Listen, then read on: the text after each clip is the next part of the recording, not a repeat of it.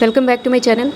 तो last class में हमने 50 सी ये देखा था और जैसे कि मैंने आपको बताया था कि आज जो है हम 56 to 10 पढ़ने वाले हैं, गिफ्ट का सेक्शन अदर इनकम। तो शुरू करते हैं हम 56 to 10 और yes without any delay let's start 56 to 10।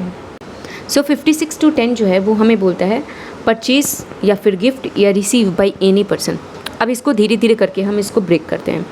पहला जो चीज़ होता है 56 to 10 में चलो 47 से इसको रिलेट करते हैं। सेक्शन 47 में आपने एक चीज़ पढ़ा था, 47 में एक चीज़ लिखा हुआ था कि ट्रांजैक्शन एग्जेम्प्ट। इसमें यही बात होती है ना कि कौन से ट्रांजैक्शन को जो है हम ट्रांसफ़र नहीं मानेंगे। तो इसमें एक चीज़ था, एक पॉइंट था हमारा कि any transfer of capital asset as a gift, अगर किसी से भी किसी एनी पर्सन से भी किसी को एज ए गिफ्ट कुछ मिलता है, यहाँ पे मान लो मिस्टर ए हैं और मिस्टर ए से मिस्टर बी को जो है गिफ्ट मिला, ठीक है। तो ये जो गिफ्ट मिला इसकी वैल्यू कुछ होगी, इसकी वैल्यू हो सकती है 30 लाख। तो ये 30 लाख जो है दिस इज एग्जेम्प्ट फ्रॉम यहाँ से एग्जेम्प्ट है। ये समझना, पहले मैं समझाना क्या चाहती हूँ। मीन्स कि जो मिस्टर ए ने ट्रांसफ़र कर दिया, अब ये इस प्रॉपर्टी के, मान लो कोई प्रॉपर्टी ट्रांसफ़र हुई है, तो क्या इस प्रॉपर्टी के अब मिस्टर ए ओनर है? नहीं है ना, अब मिस्टर बी हो गए। But since property has been transferred, दो property has been transferred to mister B, तो आइडियली देखें तो मिस्टर ए ने प्रॉपर्टी ट्रांसफ़र किया तो इनको कैपिटल गेन होना चाहिए। बट यहाँ पे ये सेक्शन जो है, जो सेक्शन 47 आता है, वो हमें बोलता है कि कुछ चीज़ों को हमें लिस्ट आउट करता है कि कहाँ पे जो है हम ट्रांसफ़र नहीं मानेंगे और कैपिटल गेन नहीं लगेगा। तो और वैसे लॉजिकली भी सोचे तो जब हम किसी को कुछ गिफ्ट देते हैं, अगर मिस्टर ए ने मिस्टर बी को कुछ गिफ्ट दिया तो मिस्टर ए के हैंड में कुछ आता नहीं है, तो मतलब वो कैपिटल गेन टैक्स भी क्यों दे। तो इसलिए इसी टाइप के कुछ ट्रांजैक्शन को इंक्लूड किया गया सेक्शन 47 में, जहाँ पे जो सेलर है उसको एग्जेम्प्ट किया गया किससे, सेक्शन 47 से, और बोला गया कि आपके ऊपर जो है कैपिटल गेन का टैक्स नहीं लगेगा। ये हो गई एक बात। अब हम मिस्टर बी के पॉइंट ऑफ व्यू से सोचते हैं। अब सोचो तो मिस्टर बी जो है 30 लाख रुपीज़ कुछ वैल्यू, इसमें सोचो कि अगर 30 लाख रुपीज़ का लैंड एंड बिल्डिंग ही है, तो mister B has become owner of this land and building without paying a single penny. अब होता क्या है, गवर्नमेंट यही सोचती है कि जहाँ पे भी कुछ भी ट्रांसफ़र होता है तो वहाँ पे गवर्नमेंट को टैक्स आता है, कैपिटल गेन लगता है, टैक्स आता है।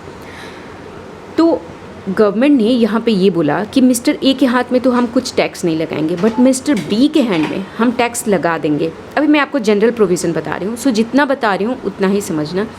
मिस्टर बी के हाथ में जो है हम टैक्स लगा देंगे और गवर्नमेंट ने कहा कि ये 30 lakh rupees income from other source बन जाएगा। इनकम फ्रॉम अदर सोर्स ये मिस्टर बी के हैंड में बन जाएगा और मिस्टर बी जो है इस पर जिस भी टैक्स ब्रैकेट में मिस्टर बी फॉल करते हो, 30% में फॉल कर रहे हैं तो ठीक है, 30% के हिसाब से टैक्स देंगे। इतना आपको समझ में आ गया।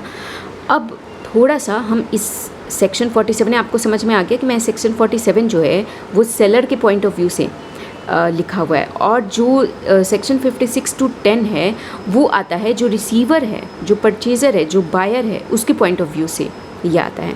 तो 56 to 10 का आपको इतना प्ले समझ में आ गया। अभी बेसिक कंसेप्ट हमने पढ़ा है, अब इसमें हम थोड़ा आगे जाते हैं।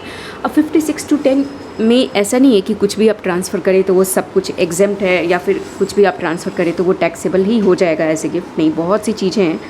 पहली जो चीज़ है, पहला जो पॉइंट है जो ये कहता है कि अगर कोई पर्सन है, सपोज़ करो एक्स है, अगर कोई पर्सन है और इस पर्सन को अगर वेरियस सोर्सेज से, मतलब मान लो कि ए से, बी से, सी से और डी से अगर कुछ पैसे मिले हैं, कुछ कैश मिला है। सो 56 to 10 सबसे पहले कैश के बारे में बात करता है कि कोई भी सम ऑफ मनी अगर रिसीव हुआ हो, यहाँ पे भी मान लो बी से भी 10K ही मिला, सी से जो है इनको 20K मिल गया और डी से भी जो है इनको 20K मिल गया। अब मिस्टर ए को कितने पैसे मिले टोटल?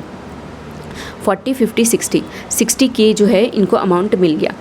अब ये यहाँ पे सेक्शन 56 to 10 बोलता है कि अगर किसी पर्सन को any sum of money receive होता है, मतलब यहाँ पे मिस्टर एक्स को कोई सम ऑफ मनी रिसीव हुआ है और अगर ये सम ऑफ मनी जो है मोर देन 50K है, तो फिर हम टैक्स लगा देंगे इस अमाउंट पे, ये टैक्सेबल हो जाएगा आपका, ठीक है। पहला पॉइंट जो है इसमें ये है, सम ऑफ मनी की बात करता है।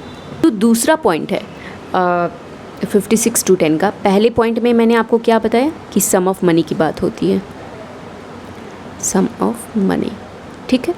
दूसरे पॉइंट में जो है जो बात होती है, दूसरे पॉइंट में बात होती है इमूवेबल प्रॉपर्टी की।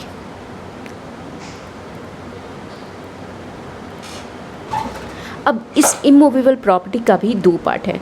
मान लो कि अगर एक, चलो एक्स वाई का ही एग्जांपल लेते हैं। एक्स ने अपना एक इमूवेबल प्रॉपर्टी जो है, अपना एक लैंड एंड बिल्डिंग जो है वो मिस्टर वाई को गिफ्ट कर दिया।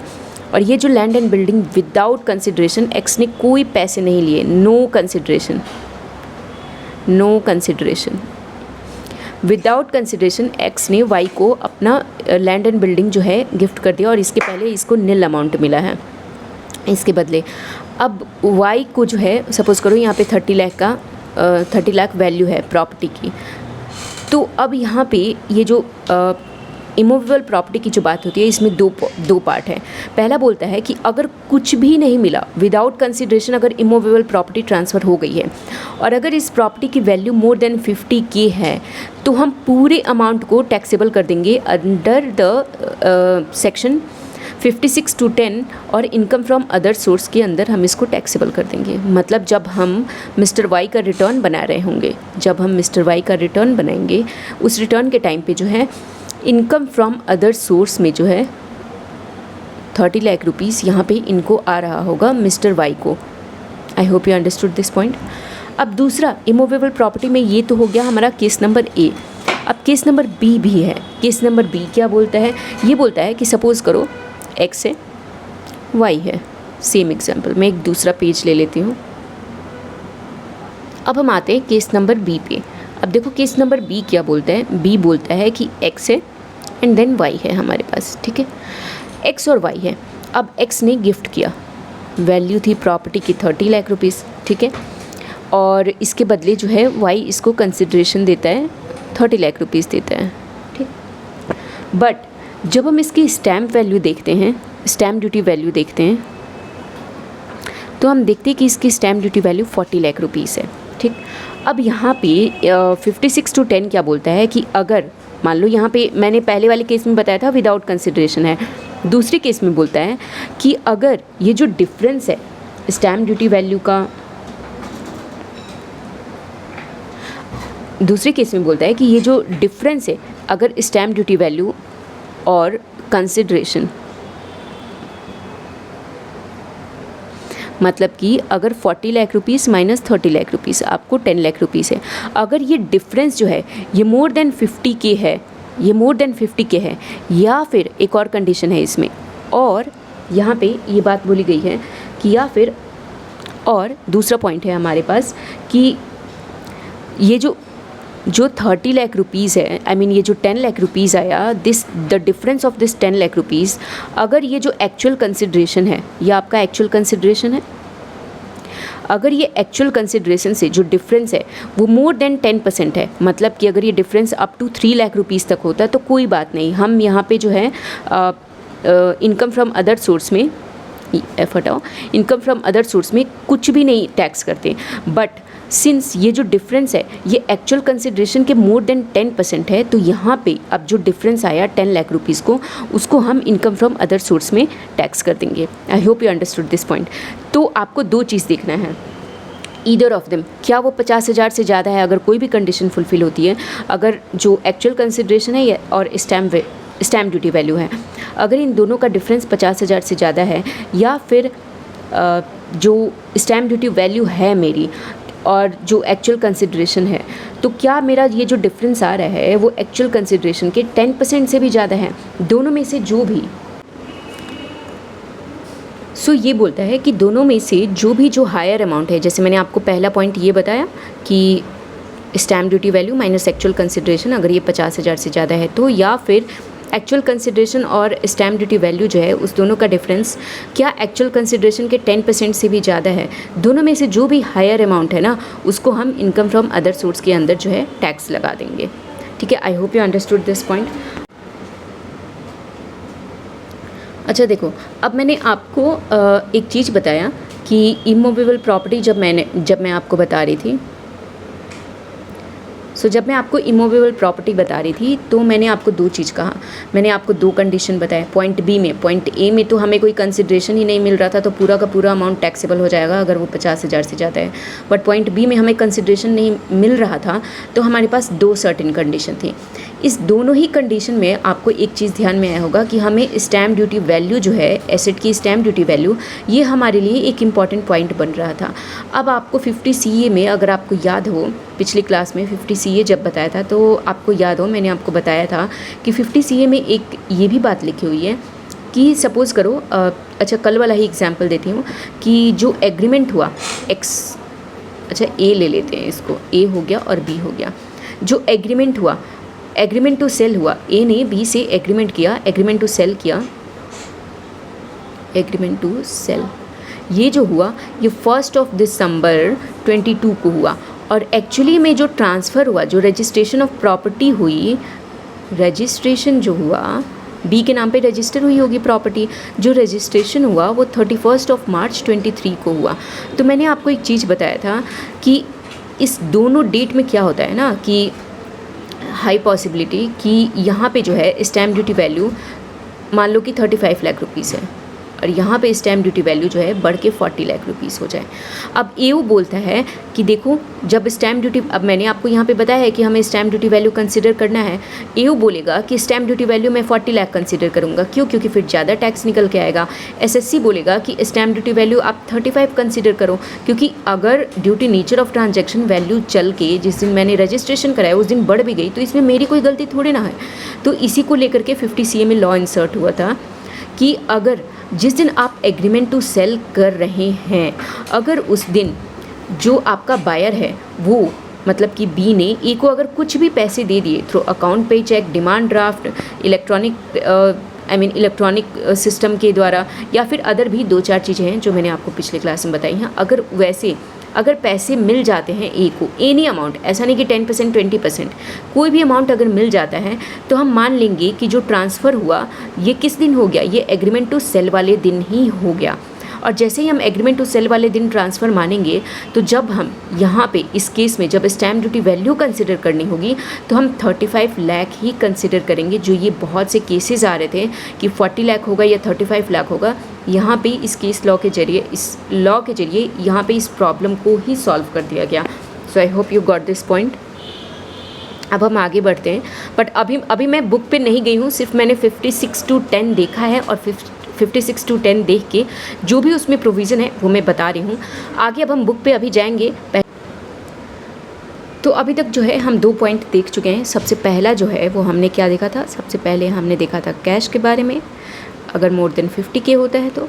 फिर हमने देखा था इमूवेबल प्रॉपर्टी के बारे में, यहाँ पे भी हमारे पास मोर देन 50K की लिमिट थी। इसमें हमारे पास 2 कंडीशन थे, ए था और बी था, ठीक है। अब हम थर्ड पॉइंट पे आते हैं। थर्ड पॉइंट हमारा क्या बोलता है कि थर्ड पॉइंट हमारा बोलता है कि देखो एनी प्रॉपर्टी, अब any property other than immovable property. Suppose करो गिफ्ट मिलता है आपको, मिस्टर ए है और ये मिस्टर बी हो गए।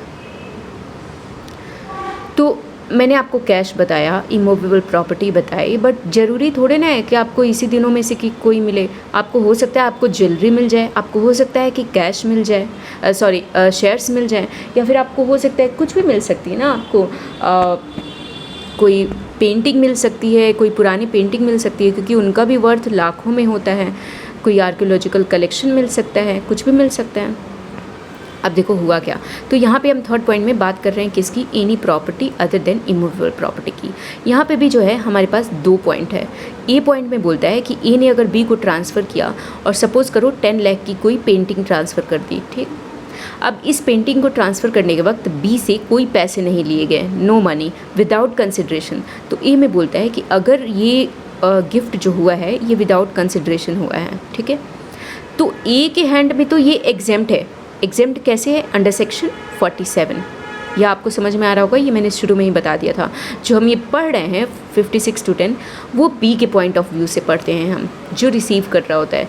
तो 56 to 10 बी जो है वो क्या बोलता है उसके पॉइंट ऑफ व्यू में हम क्या लेते हैं कि अगर विदाउट कंसिड्रेशन अगर बी को 10 लाख की अगर एक पेंटिंग मिल गई तो हम बी के हैंड में क्या करेंगे, इनकम फ्रॉम अदर सोर्सेज में पूरा का पूरा 10 लाख जो है टैक्सेबल कर देंगे। ठीक, यह आपका ए पॉइंट हो गया। मैंने आपको बताया था ना 2 पॉइंट है। बी पॉइंट जो है वो बोलता है कि ए ने पेंटिंग ट्रांसफ़र करी बी को। ठीक है, मान लो यहाँ पे भी 10 लाख की ही थी, बट जो पैसे दिए बी में वो 9.4 लाख दिए, मतलब 9,40,000 रुपीज़ दिए।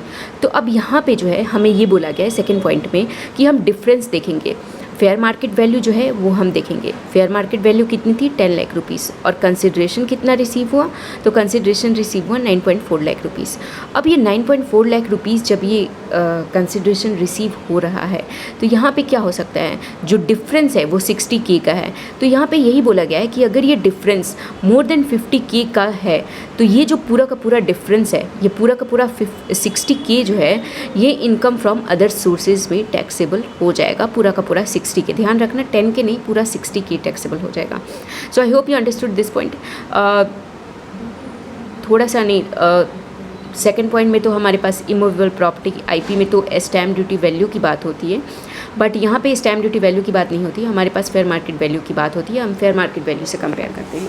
ये 2 चीज़ें आपको समझ में आ गई होंगी। अब हम चलते हैं इतना पढ़ने के बाद बुक के साइड और देख लेते हैं कि 56 to 10 में हमने कहाँ तक पढ़ लिया और आगे क्या देखना है। तो देखो अब हम बुक की तरफ जाके देख लेते हैं कि क्या है। तो पहला पॉइंट जो है 56 to 10 आपको दिख रहा होगा। एज पर section 47 any transfer of capital asset as a gift is not considered as transfer. मतलब अगर गिफ्ट ट्रांसफ़र हो रहा है एज ए गिफ्ट तो उसको हम ट्रांसफ़र कंसिडर ही नहीं करते और कैपिटल गेन ही नहीं अराइज होता है। But for receiver of gift here comes A separate section two play, section 56 to 10। But जो गिफ्ट रिसीव करता है उसके लिए 56 to 10 लग जाता है। अब इसमें जो है पहला पॉइंट बोलता है any sum of money receive, sum और वैल्यू, अच्छा, एनी सम ऑफ मनी और value of property receive without consideration और for inadequate consideration to be subject to tax in the hands of recipient, section 56 to 10। ये आपको heading बोलता है कि या तो आपको सम ऑफ मनी रिसीव हो रही है या फिर इमूवेबल प्रॉपर्टी रिसीव हो रही है। तो पॉइंट नंबर ए आपको वही दिखाया गया है, सम ऑफ मनी की बात करता है, 50,000 से ज़्यादा की बात करता है। इमूवेबल प्रॉपर्टी जो है वही विदाउट कंसिडरेशन या इनएडिक्वेट कंसिडरेशन की बात करता है। मैं सिर्फ आपको दिखा रही हूँ कि हमने पढ़ा क्या था, बिकॉज अगर मैं एक एक पढ़ने लगी तो obviously that will not fulfil my purpose. फिर आपको यहाँ पे 10% ऑफ कंसिडरेशन जो मैंने आपको बताया था कि हम 10% का देखते हैं, अगर वो 10% है तो हम उसको छोड़ देते हैं। जो स्टैम्प ड्यूटी वैल्यू है, जो सेल प्राइस है, उसी को हम FVC मान लेते हैं। अब देखो, अब यहाँ तक तो हमने पढ़ लिया है 50,000 और 10% ऑफ द कंसिडरेशन की बात। बट ये जो पॉइंट लिखा हुआ है ना 20% का पॉइंट, ये मैंने आपको नहीं बताया है, बट यस ये मैं आपको बताऊंगी। बट पहले हम और देख लेते हैं कि हमने और क्या क्या देख लिया है। नेक्स्ट है हमारा value of property to be consider where the date of agreement is different from the date of registration. ये भी मैंने आपको बता दिया था कि जो डेट ऑफ एग्रीमेंट होगा उसी दिन को अगर पैसे मिल गए हैं तो हम उसी दिन ट्रांसफ़र मानेंगे, और जब हम अपना कैलकुलेट कर रहे होंगे कैपिटल गेन तो हम उसी दिन के स्टैम्प ड्यूटी वैल्यू लेंगे। नेक्स्ट है हमारा, if stamp duty value of immovable property is disputed by the SSC the EO may refer the valuation of such property to a valuation officer. I think ये मैंने आपको already पिछली class में बता रखा है, so I am not going to repeat that again. C point आपका बोलता है movable property other than immovable property, जिसका मैंने आपको बता दिया। यहाँ पे भी 2 कंडीशन है, विदाउट कंसिडरेशन या इनएडिक्वेट कंसिडरेशन की बात। सेम यहाँ पे 50,000 से चला आता है। 50,000 का मतलब केस है और 50,000 का केस मैंने आपको समझा दिया है। अब हमारे पास नेक्स्ट पॉइंट जो है डी है, वो बोलता है applicability of section 56 to 10 would apply only to the specified property which is in the nature of capital asset of the recipient and not stock in trade, raw material or consumable store of any business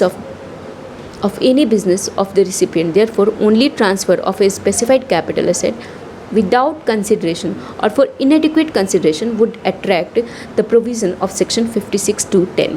और इसको हम थोड़ा सा एक example से समझते हैं कहना क्या चाहते हैं। ये लो, ये सेलर है और ये बायर है। अब सेलर और बायर का एक रिलेशन है। सेलर जो है ये कैपिटल एसेट है, ये अपना कैपिटल एसेट इसे बेच रहा है। तो 56:10 क्या बोलता है आपको कि ये बायर के ऊपर 56:10 लगता है, या मैंने आपको शुरू में ही बता दिया था। सबसे पहला मेरा पॉइंट यही था कि 56:10 जो है वो बायर के ऊपर लगता है। ये बोल रहा है कि बायर के ऊपर ये सेक्शन तभी अप्लाई होगा ओनली इफ़ ये जो एसेट रिसीव कर रहा है, ये एसेट एज एन कैसे रिसीव कर रहा है, एज एन कैपिटल एसेट। अब देखो एक चीज़ समझते हैं।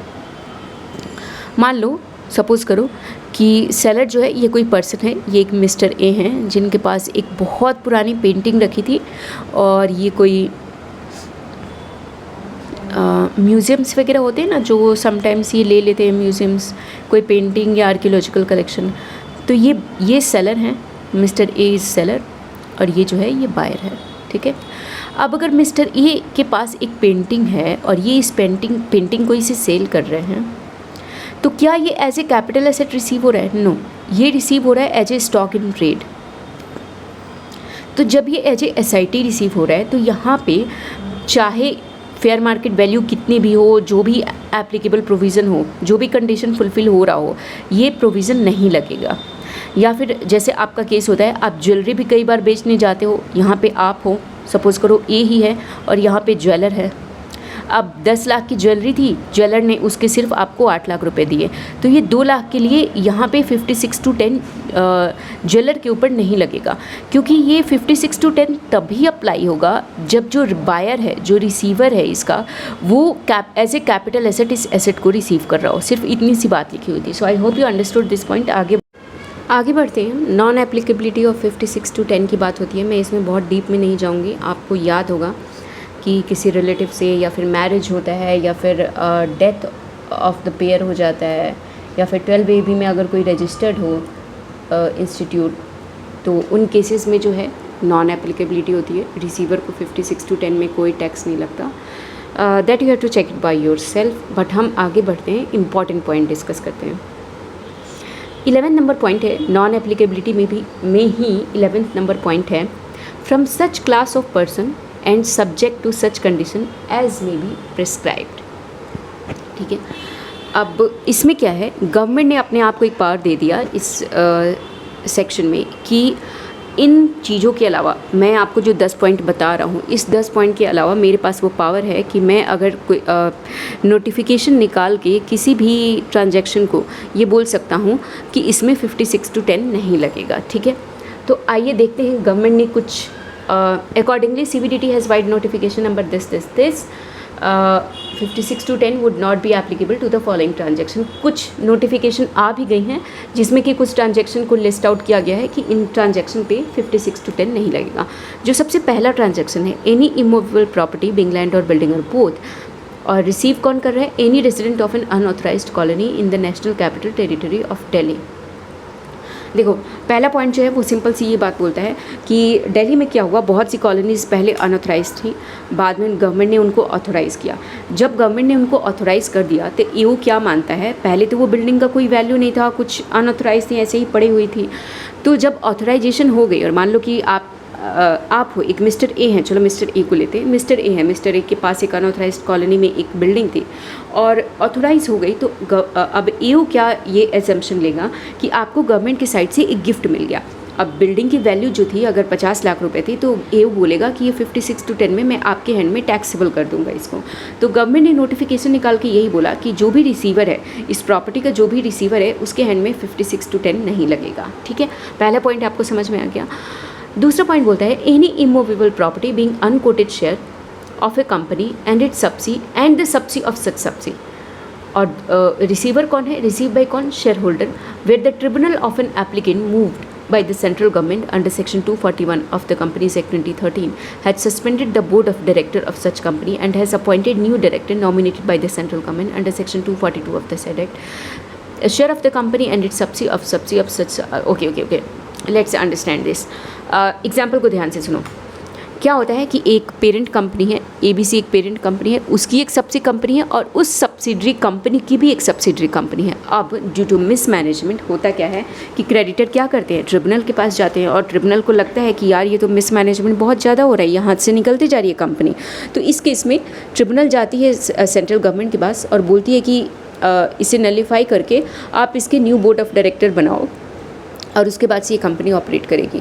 तो जो भी पीछे शेयर होल्डर थे जो उस कंपनी के, ABC कंपनी के, उसके सब्सिडरी के और सब्सिडरी के जो पीछे शेयर होल्डर थे, उन शेयर होल्डर से शेयर्स को लेकर के दूसरे किसी को शेयर दिया जाता है। मतलब वो दूसरा कोई कौन हो सकता है, या तो प्रोवाइडर ऑफ फाइनेंस हो सकते हैं, या फिर कोई और पर्सन भी हो सकता है, बैंक हो सकता है, या फिर अगर कोई फॉरेन कंपनी है, या फिर कोई फॉरेन इन्वेस्टर हैं जो कि पैसे लगा रहे हैं, या फिर कोई इंडियन इन्वेस्टर ही क्यों ना हो, जो भी इन्वेस्टर पैसे लगा रहे हैं शेयर्स हम उनको अलॉट कर देंगे।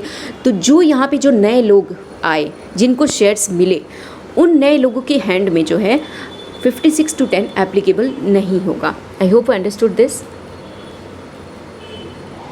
यही पॉइंट लिखा हुआ है। तीसरे पॉइंट पे आते हैं। Any movable property being equity share of a reconstructed bank, investor और इन्वेस्टर रिसीव बाई कौन करते हैं, इन्वेस्टर और investor bank, where the set share has been allotted by the reconstructed bank, Yes Bank, under the Yes Bank limited reconstruction. Okay, तीसरा point हमें बोलता है, जैसे मैंने आपको कंपनी के बारे में बताया कि कंपनी अच्छे से ऑपरेट नहीं कर रही थी, क्रेडिटर सीधे चले गए किसके पास, ट्रिब्यूनल के पास चले गए, और ट्रिब्यूनल के पास जाने के बाद से उनके बोर्ड ऑफ डायरेक्टर का एक रिकंस्ट्रक्शन हुआ, और जो पुराने शेयर्स थे उनको पुराने शेयर होल्डर से हटा करके नए शेयर होल्डर को, और वो नए शेयर होल्डर कौन थे, प्रोवाइडर ऑफ फाइनेंस थे, जो कि कोई भी हो सकता है, कोई कंपनी हो सकती है, कोई पर्सन हो सकता है, कोई बैंक हो सकता है, उनको नए शेयर अलॉट कर दिए गए। तो जो ये नए शेयर होल्डर बने पुराने केस में हमारे, उन नए शेयर होल्डर के हैंड में 56:10 नहीं लगेगा।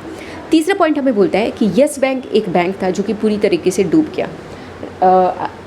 I think Rana Kapoor was the director of, या फिर I think MD of that bank. I mean I am not sure about this.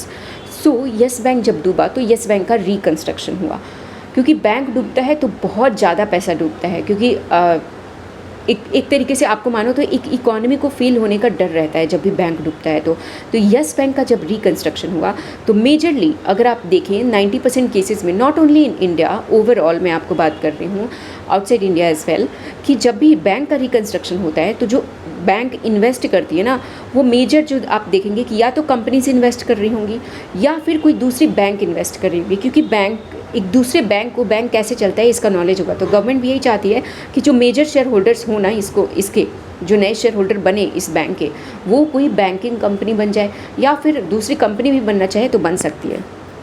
तो हुआ क्या, जब येस बैंक का रिकंस्ट्रक्शन हुआ, at that point of time जो दूसरे बैंक ने अपना उसमें रिकंस्ट्रक्शन के लिए पैसा लगाया, तो अब उस दूसरे बैंक को शेयर्स अलॉट हो जाएंगे, या फिर अगर बैंकिंग कंपनी नहीं है, अगर कोई दूसरी कंपनी भी है तो दूसरी कंपनी को शेयर अलॉट हो जाएंगे। तो यहाँ पे सिर्फ यही बात हो रही है कि अगर किसी बैंक का रिकंस्ट्रक्शन हो रहा है तो उस रिकंस्ट्रक्शन के टाइम पे जो है, जो नए शेयर्स अलॉट हो रहे हैं, आई मीन जो एग्जिस्टिंग शेयर हैं, वो जो नए शेयर होल्डर को अलॉट हो रहे हैं, वो नए शेयर होल्डर के हैंड में ये जो टैक्सेबिलिटी है 56:10 की, वो अराइज नहीं होगी। I hope you understood this. And yes, fourth point जो है वो आपका बोलता है, any immovable property being equity share of the public sector company, और रिसीवर कौन है, कोई भी पर्सन हो सकता है, it should receive from the central government और any state government under strategic disinvestment. अगर डिसइन्वेस्टमेंट हो रहा है और अगर किसी पर्सन को उस डिसइन्वेस्टमेंट में अगर कोई शेयर्स मिल रहे हैं किसी पब्लिक सेक्टर कंपनी के, तो उस केस में भी 56:10 अप्लाई नहीं होगा। ओके, मैंने आपको अब मीनिंग ऑफ सर्टेन टर्म भी जान लेते हैं। आई रिमेंबर कि आगे जो है एक पॉइंट बाकी है, बट उसके पहले मीनिंग ऑफ सर्टेन टर्म्स जान लेते हैं। मैंने आपको 3 केस पढ़ाया था जब मैं आपको सेक्शन की टैक्सेबिलिटी के बारे में बात कर रही थी। तब मैंने आपको बोला था एक कैश होता है, एक इमूवेबल प्रॉपर्टी होती है, एक होता है property other than immovable property. तो मैंने आपको बोला था कि property other than immovable property में कुछ भी ऐसा थोड़ा ना है कि आप कार सेल करोगे तो कार आ गई, आपने कूलर सेल किया तो वो कूलर आ जाएगा, नहीं ऐसा नहीं है। आपने सोफ़ा सेट सेल किया तो वो सोफ़ा आ जाएगा, ऐसा नहीं है। कुछ लिस्ट ऑफ प्रॉपर्टीज़ हैं, कुछ लिस्ट ऑफ एसेट्स हैं जिनको सेल करने पे जो है आपको इस सेक्शन में 56:10 की एप्लीकेबिलिटी आती है। पहला है आपका इमूवेबल प्रॉपर्टी, जिसके लिए आपने एक सेपरेट प्रोविज़न देखा ही है, इमूवेबल प्रॉपर्टी बिंग लैंड और बिल्डिंग और बोथ। नेक्स्ट है हमारा share and security, jewellery, archaeological collection, drawing, painting, sculptures और any work of art. This definition is quite similar to the definition of capital asset. अगर आप compare करें तो आपको मैंने याद करने के पॉइंट ऑफ व्यू से बता दिया। दूसरा हमारा सर्टेन टर्म के में जो है हमारा अगला पॉइंट है रिलेटिव। रिलेटिव में क्योंकि मैंने आपको ऊपर बताया था कि जो नॉन एप्लीकेबिलिटी की बात आती है कि नॉन एप्लीकेबिलिटी कब कब होती है, तो उस समय आपको एक पॉइंट दिखा होगा यहाँ पे, अगर कोई गिफ्ट जो होता है वो किसी रिलेटिव से मिलता है तो उस केस में 56-10 एप्लीकेबल नहीं होता है। तो रिलेटिव मतलब क्या हो सकता है? रिलेटिव तो बहुत से लोग हो सकते हैं। अगर आप देखो तो आपके रिलेटिव बहुत से लोग आ जाएंगे, निकल के आ जाएंगे, बट क्या उन सारे रिलेटिव को, कोई डिस्टेंट रिलेटिव भी होते हैं, कोई पास वाले भी होते हैं, तो क्या सारे रिलेटिव के लिए ये एग्जाम्पशन है या कुछ लिमिटेड रिलेटिव के लिए है? तो यहाँ पे रिलेटिव का मतलब समझाया गया है। पहला पॉइंट है आपका रिलेटिव में स्पाउस ऑफ द इंडिविजुअल, मतलब अगर आपके पेरेंट्स हैं, आपके फादर हैं सपोज़, तो आपकी मम्मी आपके पापा के रिलेटिव हो गई। ब्रदर और सिस्टर ऑफ द इंडिविजुअल, आपके जो बुआ हैं या फिर आपके जो चाचा हैं वो भी आपके पापा के रिलेटिव कंसिडर किए जाएंगे। यहाँ पे जो इंडिविजुअल है ना उसके लिए आप अपने फादर या मदर को कंसिडर कर लो, देन आपको समझ में आ जाएगा। तो अभी तक में हमने ये पढ़ा कि अगर आप पापा को आपने कंसिडर किया है then your mother is the relative of your father. आगे आपकी जो बुआ हैं या फिर आपके जो चाचा हैं वो भी आपके पापा के रिलेटिव हैं। ब्रदर और sister of the spouse of individual, मतलब आपके जो मामा हैं या फिर आपके जो मौसा मौसी हैं, सॉरी आपके जो मामा हैं या फिर आपकी जो मौसी हैं वो भी आपके पापा की रिलेटिव हैं। ब्रदर और sister of either of the parents of the individual, मतलब आपके जो दादा दादी हैं उनके, अगर आप अपने पापा से पीछे चले जाओ, कौन हो गया? उनके पेरेंट्स हो गए। और अगर उनके कोई भाई बहन हैं, ब्रदर और sister of the either of the parents of the individual, अपने पेरेंट्स के अगर कोई भाई बहन हैं तो वो भी जो है आपके रिलेटिव हो जाएंगे। एनी लीनियल असेंडेंट और डिसेंडेंट ऑफ द इंडिविजुअल, मतलब कि आप एक पीछे चले जाओ। लीनियल असेंडेंट मतलब होता है आप पीछे चले जाओ, मतलब अगर आपके पापा को आपने इंडिविजुअल माना है तो जस्ट इनके पीछे जनरेशन में जाओ, that means your grandparents, your grandfather and your grandmother is also relative of your father. और लीनियल डिसेंडेंट मतलब कि आप लोग एक जनरेशन आगे चले जाओ, that means you and your sister और brother is also relative of your father. आगे बोलता है एनी लीनियल असेंडेंट और descendant of the spouses of the individual, the same बात होगी। Spouses of any person referred above, मतलब कि जैसे मैंने आपको बताया कि आपके बुआ या फिर आपके मामा या फिर आपकी मौसी या मौसा, आपके बुआ या फिर चाचा या मौसी एंड मामा, इनके जो स्पाउस हो गए ये भी आपके पापा के रिलेटिव हो गए। तो आपको आई होप कि समझ में आ गया होगा कि ये रिलेटिव का डेफिनेशन यहाँ पे क्या बोल रहा है। और दूसरा है बी पॉइंट है हमारा, in case of Hindu undivided family any member thereof. अगर HUF के रिलेटिव की बात करें तो कोई भी मेंबर जो हैं वो उस HUF के रिलेटिव माने जाते हैं। मैंने आपको 56-10 पूरा पढ़ा दिया, मैं एक बार चेक कर लूँगी कि कहीं पे कुछ छूटा ना हो, बट यस यहाँ पे एक पॉइंट हमारा छूट गया था, ये पॉइंट जो मैंने आपको बोला था कि मैं आपको बाद में बताऊँगी। देखो इस पॉइंट में बोलता क्या है, मैंने आपको जो इमूवेबल प्रॉपर्टी का जब बताया था आपको, तो मैंने आपको इमूवेबल प्रॉपर्टी में दो चीज़ें बताई थी आपको। एक तो बताया था कि with consideration and without consideration. Without consideration के केस में क्या होता है कि इमूवेबल प्रॉपर्टी की जितनी भी वैल्यू है वो पूरी की पूरी वैल्यू आपकी इनकम फ्रॉम अदर सोर्स हो जाएगी। विद कंसिडरेशन में मैंने आपको बताया था कि आपको दो चीज़ें चेक करनी है कि क्या जो विद कंसिडरेशन में अमाउंट है, जो एक्चुअल कंसिडरेशन रिसीव हुआ है माइनस जो स्टैम्प ड्यूटी वैल्यू है, क्या वो 50,000 से ज़्यादा है। और एक दूसरी चीज़ और चेक करनी है कि क्या जो मेरी एक्चुअल कंसिडरेशन है वो स्टैम्प ड्यूटी वैल्यू के 10% से ज़्यादा फ्लक्चुएट हो रही है। अगर है तो दोनों में से जो भी हायर है वो आपका इनकम फ्रॉम अदर सोर्स बन जाएगा। आई होप यू अंडरस्टूड, आपने ये समझ लिया होगा उस टाइम पे। अब एक ही पॉइंट यहाँ पे सिर्फ एडिशन हो रहा है। इन case of immovable property being a resident unit fulfilling the stipulated condition mentioned below is received for inadequate consideration from a person who holds such property as is stock in trade, then only the stamp duty value of the resident unit exceeds the sale consideration by 20% of the consideration or rupees 50,000, whichever is higher would be the difference between the stamp duty value and the actual consideration be chargeable to tax in the hand of the recipient of immovable property. The benefit of higher threshold of 20% of consideration vis-a-vis 10% of consideration shall be available subject to the following condition.